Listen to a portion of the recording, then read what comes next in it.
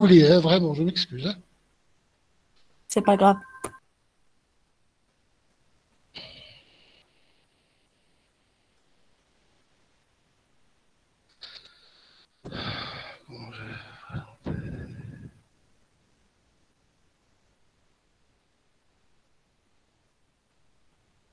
Bien,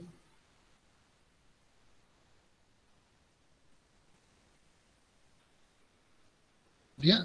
Ça, ce sont ce qu'on appelle les contenus que vous devez, que vous avez étudiés avec nous. Hein.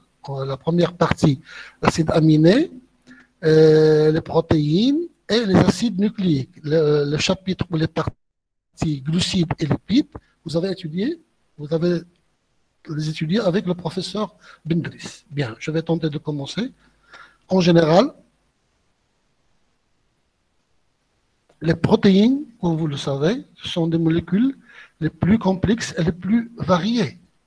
Toutes les protéines, ils sont formées par ce qu'on appelle des acides nucléiques. Une protéine, c'est un polymère d'acides nucléiques.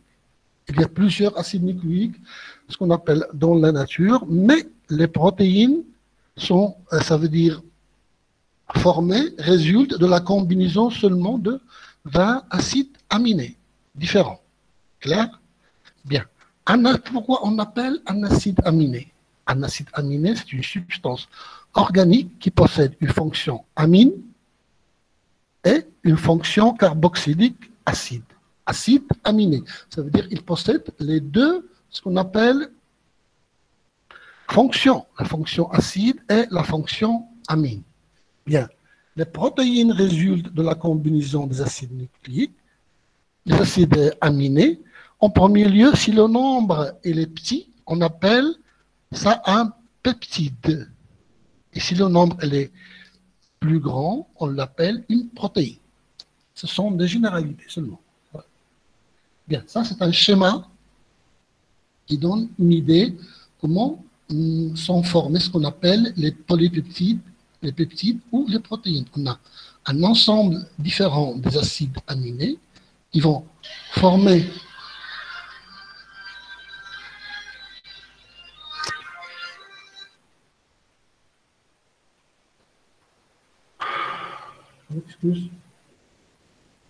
l'ensemble d'acides aminés dans les peptides et l'ensemble des peptides dans des protéines grâce à les liaisons peptidiques. On va ce qu'on appelle, tenter d'expliquer plus tard. Là, bien. Une chose qui est très importante, vous savez la relation entre le gène et la protéine. Chaque gène s'exprime pour donner ce qu'on appelle un ARN messager, la traduction de l'ARN messager dans ce qu'on appelle une protéine. Si vous changez le lieu qu'on appelle d'un acide aminé, ce n'est pas la même protéine. C'est une autre protéine très différente. Ça veut dire vous devez faire la corrélation entre un gène et une protéine directement. Bien. Ça, c'est, elle explique un peu ce que je viens de dire. Les protéines sont des biomolécules constituées d'aminoacides reliés par des liaisons peptidiques. Et des liaisons peptidiques, on va voir qu'ils se forment entre la fonction acide d'un acide aminé et la fonction amine d'un autre acide aminé. Donc, on va passer. Grosso modo, les différentes fonctions des protéines. Il y a des fonctions de structure, mouvements coordonnés comme le cas des muscles et spermatogéniques, transport et mise en réserve comme l'hémoglobine, vous le savez, qui existe dans le sang, les hormones, les neurotransmetteurs, il y a des enzymes, il y a aussi des anticorps. Ça, ce sont des généralités. Les plus importants, on va commencer maintenant. Du coup, on va commencer, on va donner ce qu'on appelle un petit rappel des acides aminés. Quand on va terminer, on va passer aux polypeptides et aux protéines. On commence maintenant. Ça, c'est ce qu'on appelle le schéma de notre séance. On va commencer par une introduction, définition des acides aminés, lecture des acides aminés, importance biologique des acides aminés. La deuxième partie, c'est la classification des acides aminés. on va voir qu'il existe plusieurs types de classification en fonction de la chaîne latérale. On va expliquer ça. Et vous avez ce qu'on appelle la nomenclature des acides aminés. On va donner ce qu'on appelle des acides aminés essentiels et autres acides aminés. Bien. Introduction. Les acides aminés, comme vous le connaissez, sont les constituants fondamentales des protéines. Ça veut dire qu'ils sont synthétisés par des êtres vivants, comme les animaux, les micro-organismes et les végétaux. C'est-à-dire que la présence des protéines est fondamentale. La source des protéines, ils peuvent être source exogène ou endogène. Qu'est-ce que veut dire exogène? Exogène, ça veut dire un apport alimentaire.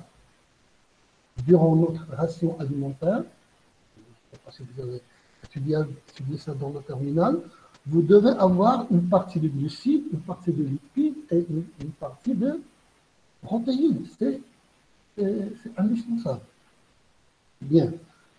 Source endogène, ça veut dire au niveau de catabolisme. Il y a ce qu'on appelle des enzymes ou des protéines qui sont formées par l'être vivant. On distingue grosso modo ici deux catégories des acides aminés. Les acides aminés naturels, je vais expliquer ça plus tard, et les autres acides aminés. Ce sont des modifications des acides aminés naturels.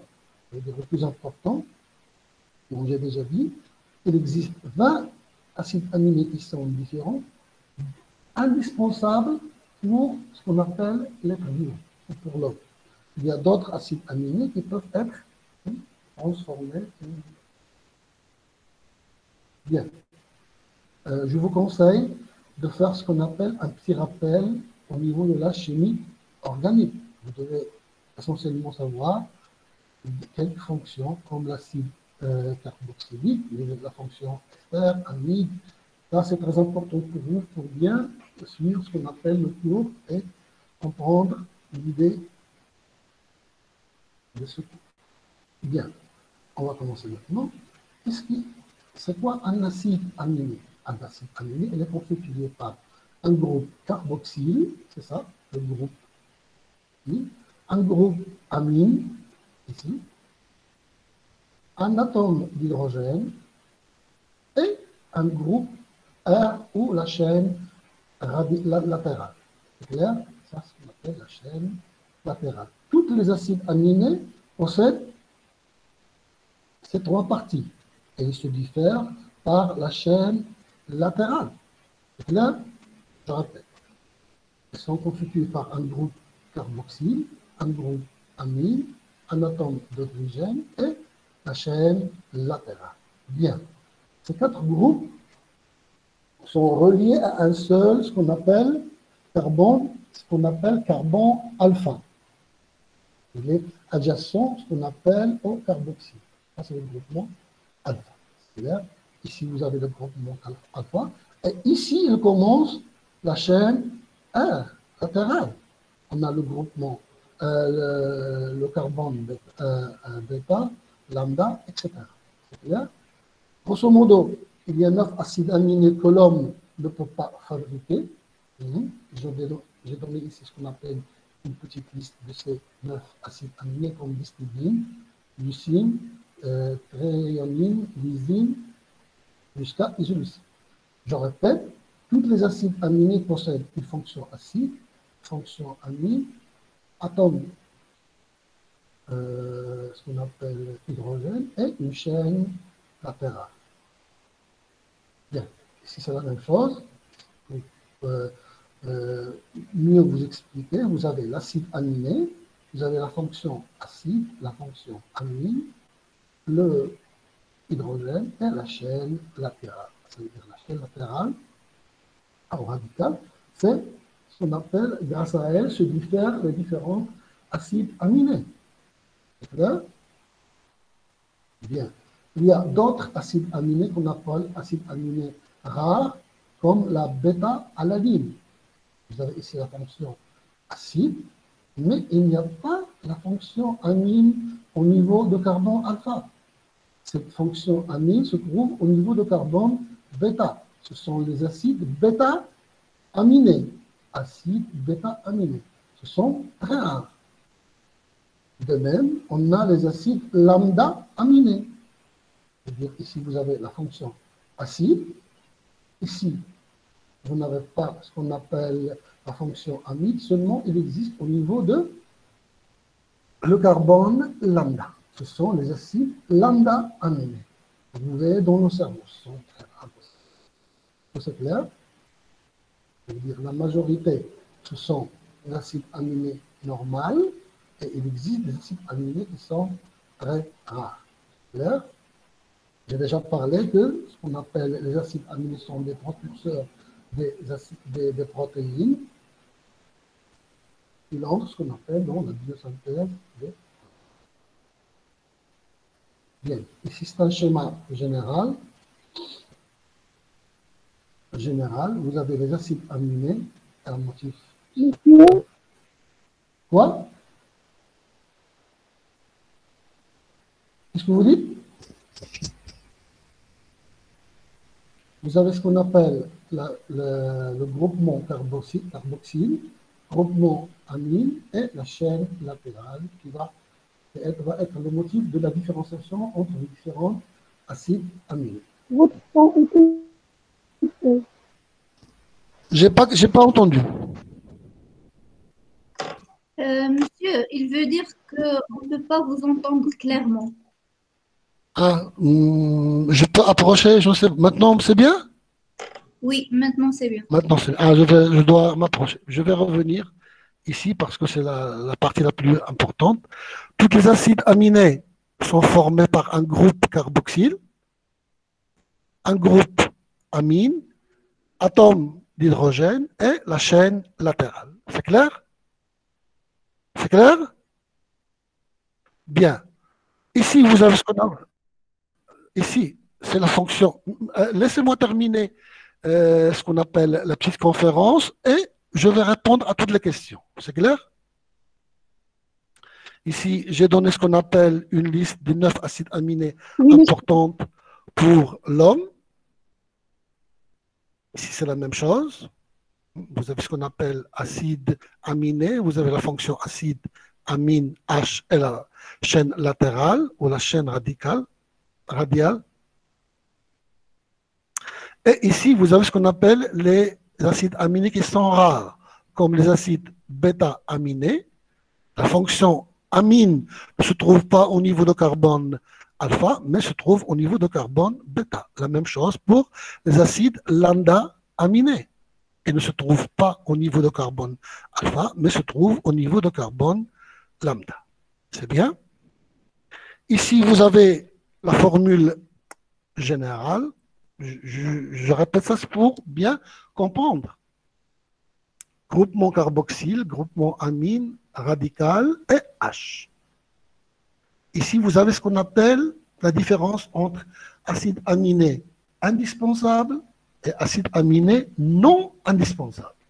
Bien, je vais donner ce qu'on appelle un exemple ici, comme le cas de phénylalanine. La phénylalanine, c'est un acide aminé, groupement acide, groupement amine. Ça, c'est le radical, la chaîne latérale. Et vous avez la transformation de ce acide aminé en ajoutant la fonction hydroxyle. Ça nous donne ce qu'on appelle autre acide aminé qui s'appelle la tyrosine. C'est clair? Le premier, c'est un acide aminé indispensable. Le deuxième, c'est un acide aminé non indispensable. C'est un acide aminé qui est transformé. C'est un acide aminé qui est hydroxylé. Ça veut dire qu'on a ajouté le groupement hydroxyle OH. C'est clair? Bien.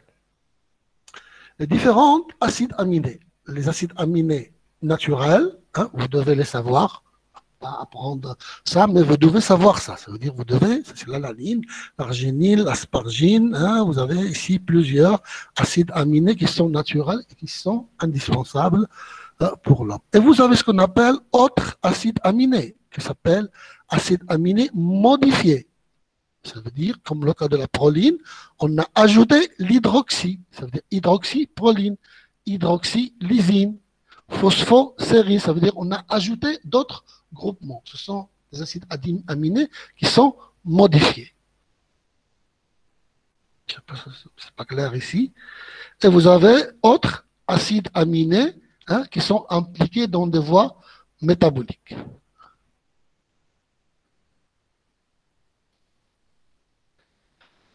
Bien.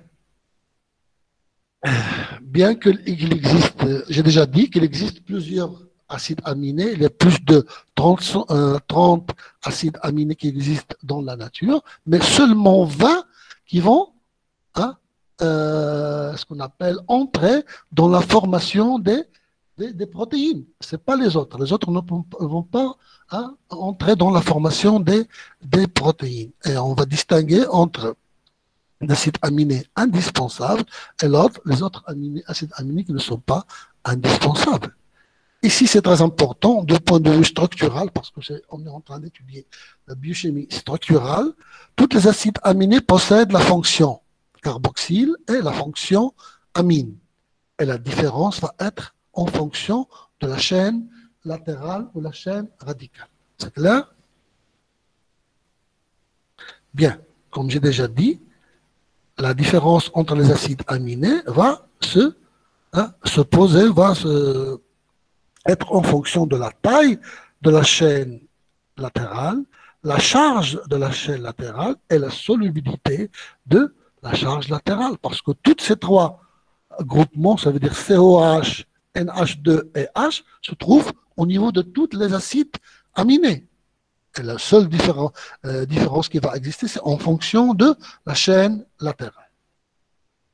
Bien, ici, la classification des acides aminés va se faire en fonction de la chaîne latérale, en fonction de ses différentes propriétés. On a la taille, la forme, la charge électrique, les propriétés physiques, hydrophile et polarité. Hydrophile, ça veut dire quoi? Ça veut dire elle aime l'eau. Polarité, est-ce qu'il y a ce qu'on appelle des groupements qui vont créer une polarisation au niveau de la chaîne latérale? Vous avez la réactivité chimique. Est-ce que la chaîne latérale possède un acide ou une base? Ça veut dire acidité ou basicité. Je répète. On va classer les acides aminés en fonction de leur chaîne latérale R. Et cette classification va s'appuyer sur ce qu'on appelle les propriétés différentielles de ces acides aminés au niveau de la chaîne latérale.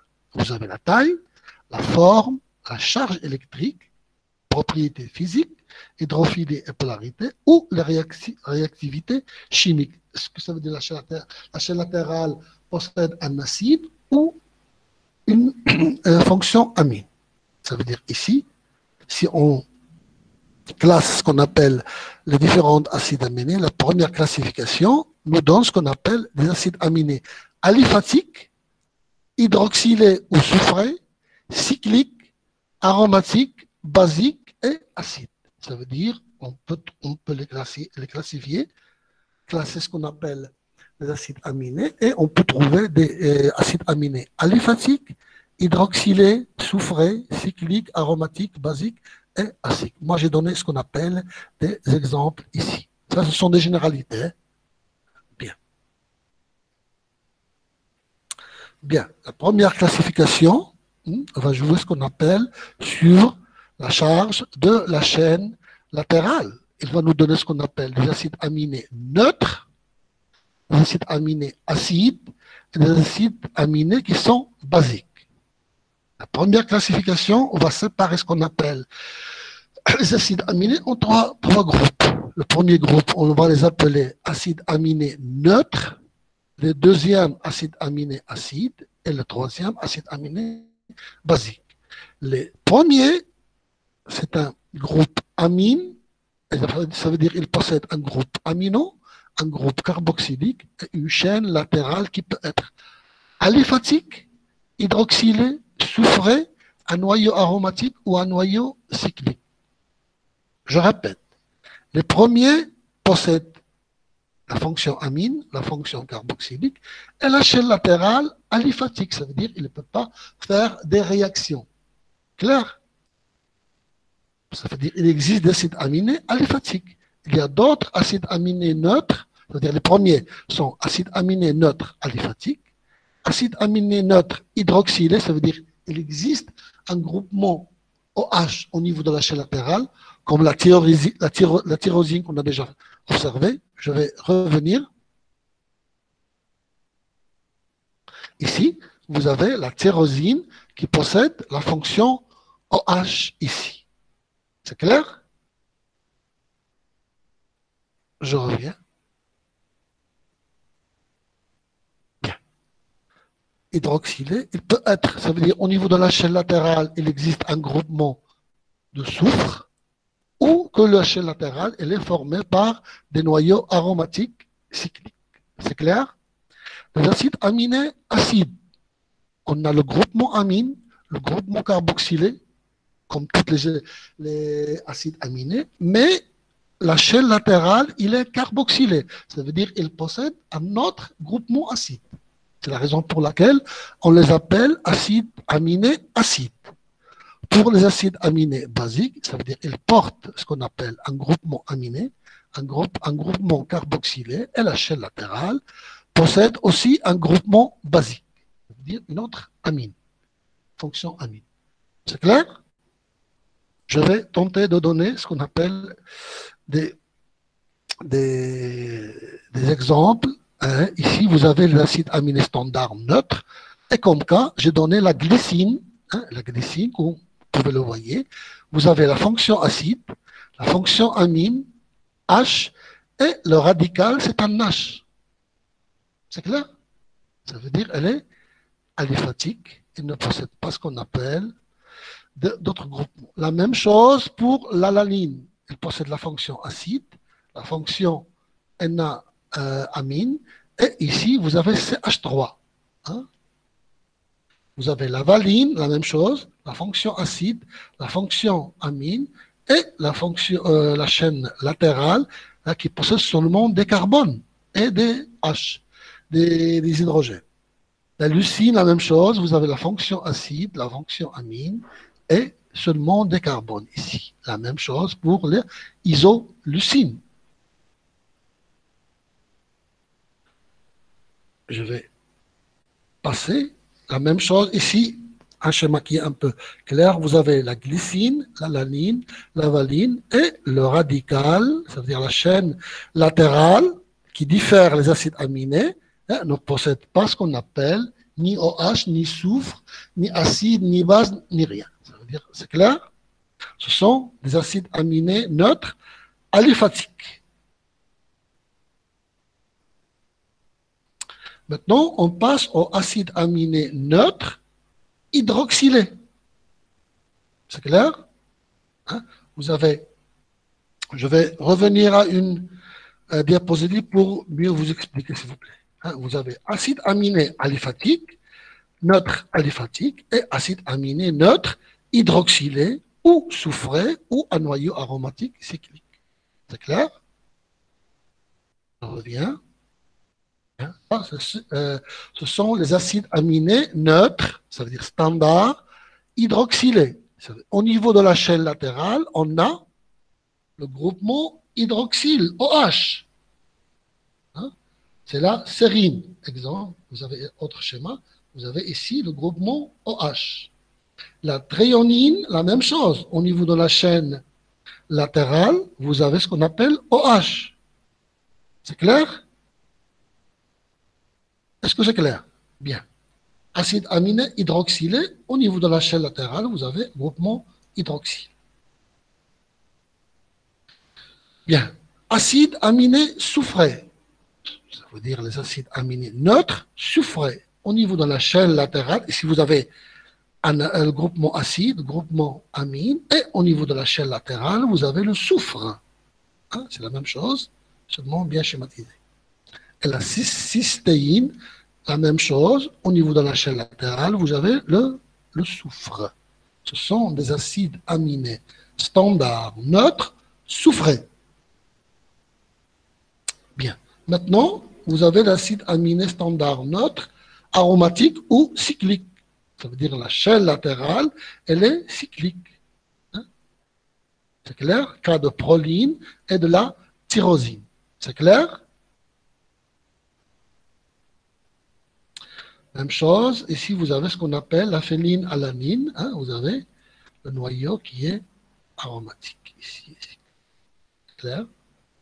Ça, ce sont ce qu'on appelle les acides aminés neutres. Maintenant, les acides aminés acides et leurs amides. Hein, on va commencer par les acides aminés acides, ça veut dire qu'ils possèdent ce qu'on appelle, au niveau de leur chaîne radicale, le groupement acide. Ici, vous avez la fonction acide, la fonction amine et H qui existe au niveau de tous les acides aminés.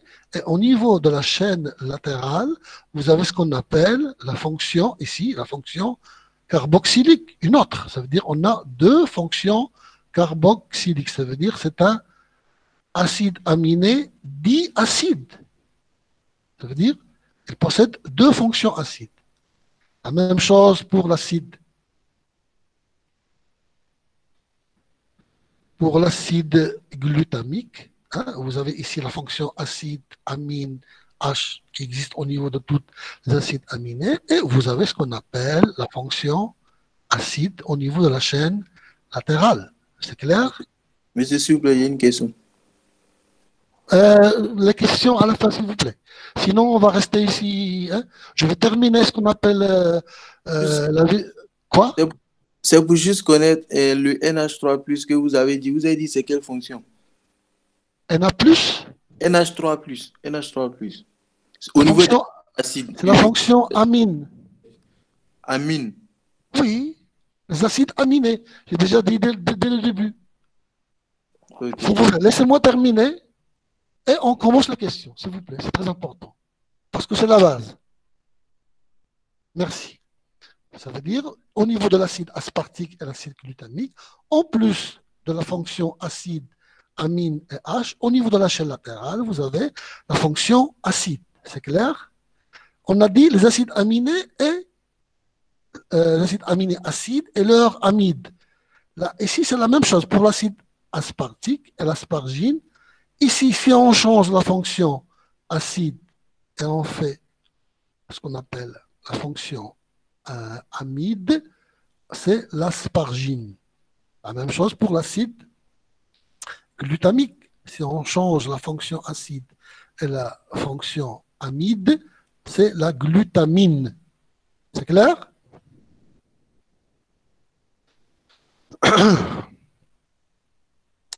Ça, c'est clair. Ça, c'est un schéma qui éclaircit ce qu'on appelle ce que je viens de dire. Hein. Vous avez l'acide aspartique et l'acide glutamique qui possèdent les deux fonctions acide et fonctions amine et H qui existent au niveau de tous les acides aminés et la chaîne radicale au latéral qui possède un autre acide. Hein. C'est clair? Un autre acide.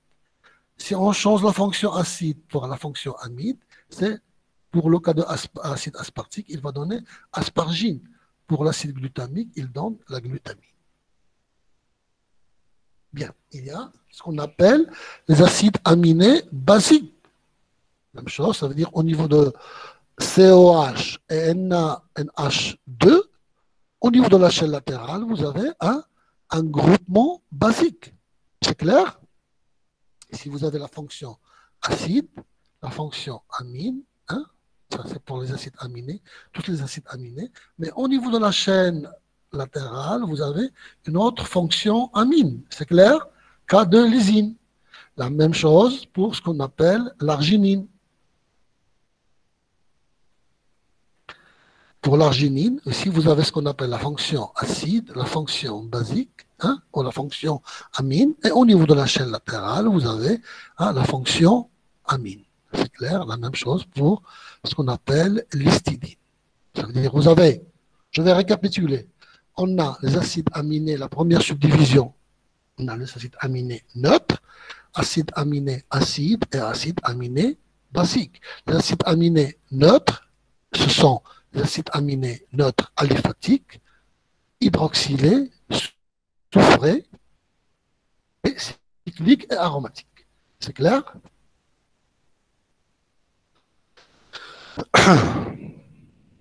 Ici, on a ce qu'on appelle des remarques. Au lieu de ce qu'on appelle de la fonction soufre, on a la fonction sélénium. Hein, ça, c'est autre chose. Hein. Ça, il entre dans ce qu'on appelle le métabolisme, etc. On va laisser ça. Le plus important, ce que je viens de dire. Bien. La classification des acides aminés, comme j'ai déjà dit, on a subdivisé les acides aminés en trois parties, des acides aminés neutres, qui sont aliphatiques, cycliques et aromatiques. Les acides aminés acides, ça veut dire, on peut les appeler acides ou monoaminés dicarboxyliques. Les acides aminés basiques, c'est ce qu'on appelle, ils possèdent une fonction, ce qu'on appelle amine au niveau de la chaîne latérale. Mais il existe ce qu'on appelle plusieurs classifications. Je vais passer ici, c'est très important. On peut classifier ce qu'on appelle les acides aminés en fonction de la polarité de leur groupement R. La polarité. C'est clair? Je vais tenter d'expliquer ça. Ça veut dire que cette subdivision donne des acides aminés apolaires, qui sont hydrophobes, acides aminés polaires non chargés, acides aminés polaires chargés positivement et acides aminés polaires chargés négativement. Je répète, si on se base sur la polarité de la chaîne R au latéral, il va nous donner ce qu'on appelle des acides aminés apolaires. Ça veut dire quoi? Au niveau de leur chaîne latérale, il n'existe pas de polarité. Il n'y a pas de polarité. Le deuxième, au niveau de leur chaîne latérale, il existe une polarité, mais ils ne sont pas chargés. Le troisième cas, ce sont des acides aminés polaires, mais chargés positivement. Le quatrième, ce sont des acides aminés, ça veut dire polaires, il y a une polarité au niveau de leur chaîne latérale et chargée négativement.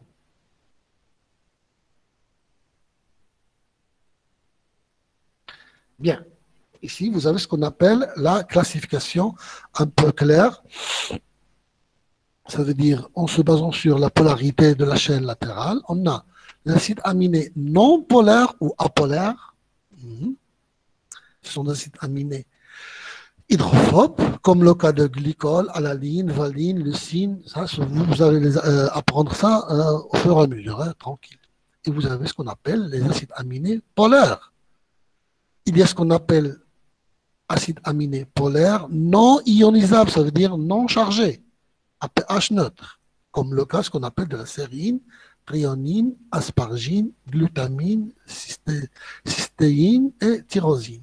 Et vous avez ce qu'on appelle les acides aminés polaires ionisables qui peuvent être chargés négativement ou positivement.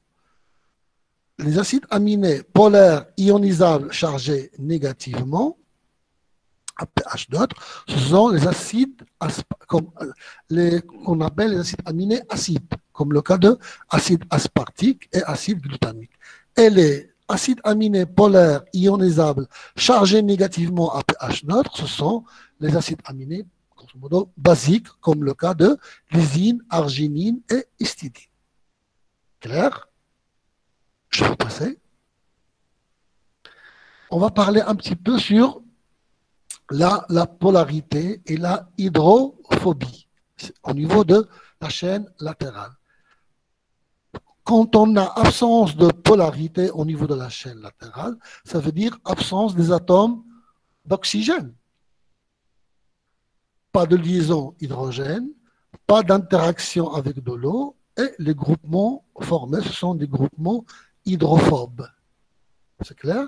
Ça, on le trouve au niveau de ces différents acides aminés, comme le cas de alanine, glycine, valine, lysine, etc. Bien. Ici, je vais donner ce qu'on appelle un exemple de la valine au niveau de la chaîne latérale, parce que ça, c'est la chaîne latérale. Pourquoi? Parce que ici, vous avez la fonction acide, la fonction amine, le carbone alpha, et vous avez l'hydrogène ici, et ici, vous avez ce qu'on appelle la chaîne latérale. Hein, ici seulement, ils peuvent y avoir des liaisons hydrophobes. On a seulement des carbones et des hydrogènes. Ça veut dire qu'il n'y a pas de fonction comme le cas de hydroxyle, OH, par exemple. C'est clair? Et les liaisons qui se forment, ce sont des liaisons hydrophobes. Maintenant, la polarité. Qu'est-ce que veut dire la polarité? Par exemple, qui est toujours liée à un groupement. La polarité pour une liaison covalente découle de la différence de l'électronégativité. Ça veut dire l'électronégativité, elle est déplacée vers un groupement. C'est clair? C'est ça ce qui crée ce qu'on appelle cette polarité. C'est clair? La polarité des acides aminés non chargés, c'est comme le cas qu'on appelle l'aspargine. Il est polaire parce que la chaîne radicale possède ce qu'on appelle la fonction amide, mais elle n'est pas chargée. C'est clair? La même chose pour la glutamine, la sérine, la thréonine, la tyrosine et la cystéine. Et la tyrosine, on a vu déjà ça, parce qu'il possède le groupement hydroxyle. Mais elle n'est pas chargée. Ce sont des acides aminés polaires non chargés. Ici, vous avez ce qu'on appelle les acides aminés polaires et chargés, comme le cas de ce qu'on appelle l'acide aminé qui est acide. Il possède, en plus de la fonction acide-amine, la chaîne latérale qui possède un acide qui est polaire et chargé négativement. La même chose pour l'acide aminé basique, qui est polaire, mais la chaîne latérale, elle possède un amine, il est chargé positivement. Ici, c'est le cas de l'acide aspartique et ici, le cas de la lysine. On va donner ce qu'on appelle grosso modo la différence entre les différents acides aminés. On a acide aminé apolaire, acide aminé polaire et acide aminé polaire ionisé qui peut être chargé positivement comme ce cas ou chargé négativement. Ici, apolaire parce que la chaîne radicale elle est aliphatique. Ici, acide aminé polaire parce que la chaîne radicale possède un groupement OH comme le cas de tyrosine. Il possède une polarité au niveau de la chaîne latérale. Ici, il est polaire et il est ionisé, ça veut dire ou chargé. Ici, chargé positivement. Et pour un acide, il peut être au acide aminé acide, on peut avoir le groupement COH. Ici, j'ai seulement donné cette diapositive pour donner des cas des acides aminés hydrophobes. C'est une répétition pour vous éclaircir un petit peu les idées. Ici, un groupement des acides aminés hydrophiles, ça veut dire à chaîne latérale polaire, mais non chargé. La polarité ici, elle est due au groupement OH, le cas de la sérine. Ici, pour la thréonine, la polarité elle est due au groupement OH aussi. Pour la cystéine, la polarité elle est due au groupement CH. L'aspargine, elle est due au groupement amide. La glutamine, c'est la même chose. Et la tyrosine, elle est due ce qu'on appelle au groupement OH. C'est ce qu'on appelle l'acide aminé polaire non chargé. C'est clair? Ici, vous avez ce qu'on appelle chaîne latérale qui est chargée négativement. Ça veut dire acide aminé polaire chargé négativement. Ce sont des acides, comme le cas de acide aspartique. Vous avez la fonction acide, la fonction amine, la chaîne latérale qui possède un acide chargé négativement. La même chose pour acide aminé, acide glutamique. Vous avez la fonction acide, la fonction amine, et la chaîne latérale qui possède ce qu'on appelle un autre acide. C'est clair? Bien. Ici, vous avez ce qu'on appelle la chaîne latérale qui est polaire et chargée négativement. Ce sont les acides aminés basiques. Ici, vous avez ce qu'on appelle, comme le cas de la lysine, la chaîne,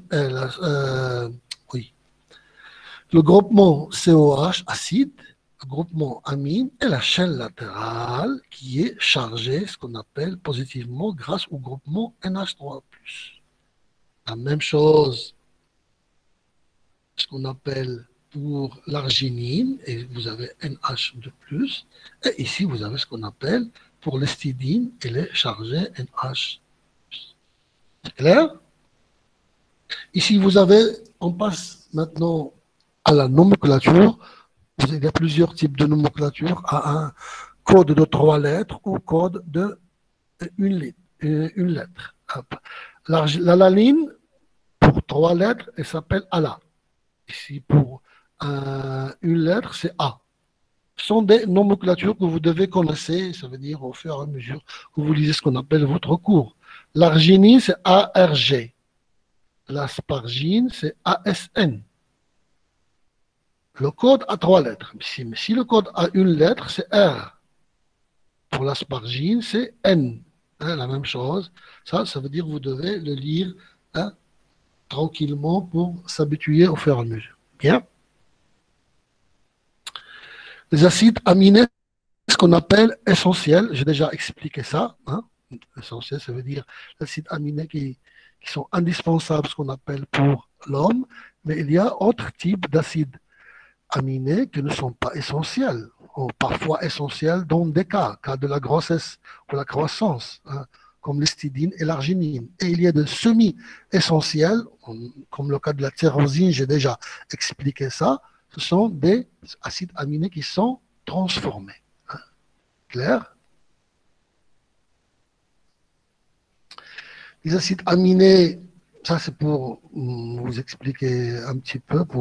Il y a essentiel et non essentiel, ça veut dire au niveau de votre régime alimentaire. Mais ça, il y a des gens qui sont impliqués, ça veut dire pour différencier ce qu'ils doivent gérer ou s'alimenter. Mais ça c'est pour vous seulement. Ici, vous avez ce qu'on appelle un classement des acides aminés simples, acides, amides, basiques, alcool. Ce sont des exemples que j'ai donnés ici pour que vous s'habituiez à ce qu'on appelle à ces différents acides aminés. Je ne demande pas que vous devez apprendre ça par cœur, mais vous devez le savoir.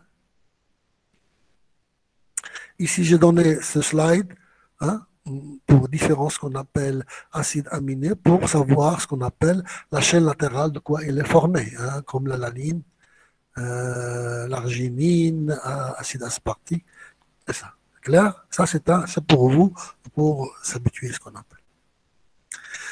Et à la fin, vous avez ce qu'on appelle le cheminement des acides aminés. Ça veut dire que l'acide aminé provient des protéines ingérées, des protéines endogènes à l'intérieur, et il y a ce qu'on appelle des acides aminés synthétisés. Le devenir de ces acides aminés, ça veut dire la synthèse des protéines de nouveau, la dégradation est réversible, où ils vont entrer dans la formation, ce qu'on appelle des glucoses et lipides. Il y a autres types d'acides aminés qui n'entrent pas dans la formation des protéines, hein, comme ce qu'on appelle la citruline et la ornithine, hein, qui jouent un rôle très important dans des voies métaboliques très spécifiques. C'est clair? Je pense qu'on a terminé et la prochaine séance va être ce qu'on appelle les propriétés physiques des acides aminés et les propriétés chimiques. Bien, maintenant, je pense que